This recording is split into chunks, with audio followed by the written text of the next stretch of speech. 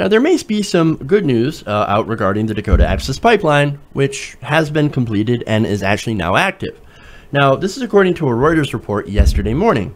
A federal judge had ordered the U.S. Army Corps of Engineers to reconsider its environmental review of the Dakota Access Pipeline on Wednesday, opening up the possibility that the line could be shut down at a later date. So let me give you some of the details.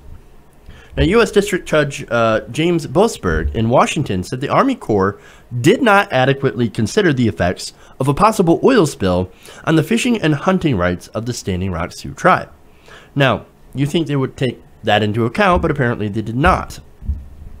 Now, the judge said in a 91-page decision that while the Army Corps substantially complied with the National Environmental Policy Act, federal permits issued for the pipeline violated the law in some respects, saying that in a court order, the Corps did not adequately consider the impacts of an oil spill on fishing rights, hunting rights, or environmental justice.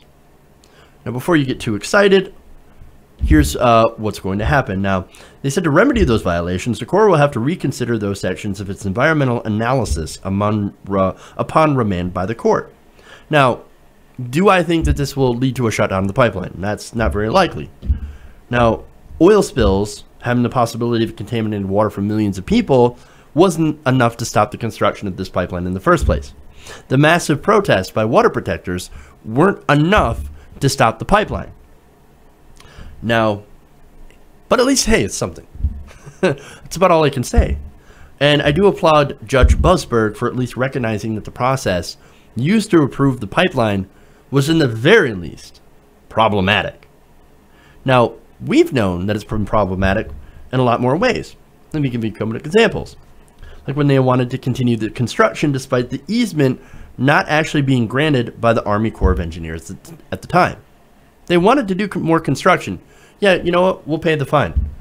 $50,000, screw it. We're going to make more from our parent company. We're going to make more from our investors. So why would we care? Let's drill, baby, drill. Let's get in there. Now, not to mention how they also treated the water protectors while they were there. And another report from The Intercept detailed how Tiger Swan, the private mercenary company hired by Energy Transfer Partners, had prepared reports calling the indigenous-led protests terrorists. They said that they were an ideologically driven insurgency with a strong religious component and compared them to jihadi fighters. Literally calling Native American water protectors terrorists. That's insane. Tiger Swan also appears to have run an online disinformation campaign, creating and distributing content critical of the protests on social media. They also conducted substantial infiltration and provocateur operations against the water protectors.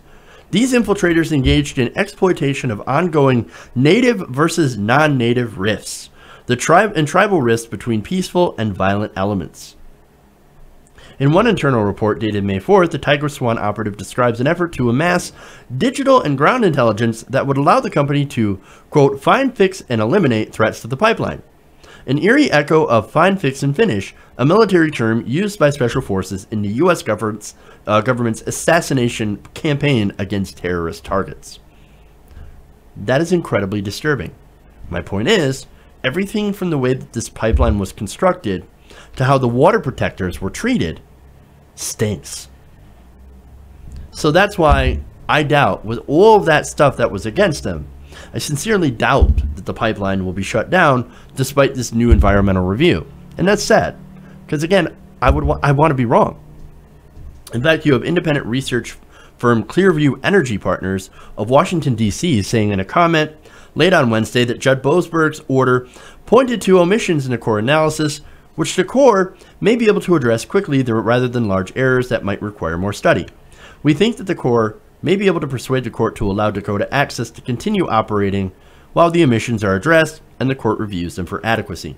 And right now, look, as a result of this, do you think the Dakota Access Pipeline shut down? No, it's pumping oil right now. It's still going through the pipelines. So of course it's not shutting down the pipeline.